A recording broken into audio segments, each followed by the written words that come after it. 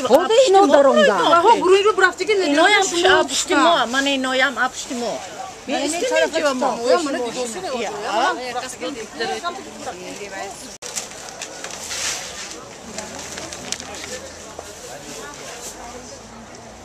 این دستان رو گیرده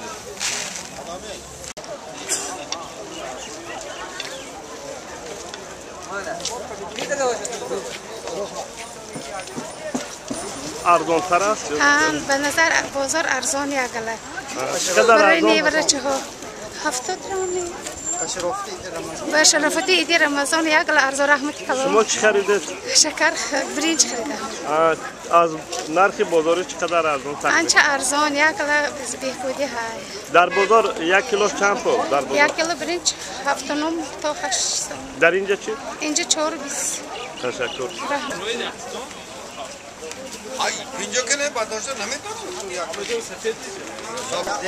برای خلق ببینه برامده از آن نرخ فروخت است رمضان به خوب من آرد 10 کیلوگیش 29 تومان 50 کیلوگی 145 دویم سورتاش هم های این چند روز دوام میکنه؟ این یک هفته من دوام دو سازه این تشکیلات شما تشکیلات ذخیره دولتی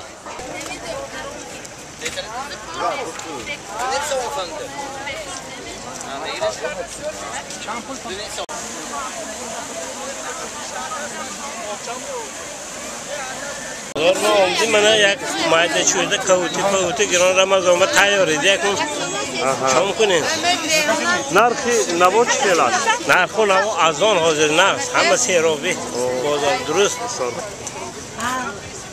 کهوتی خدا ما هم بعضی میبیارم نه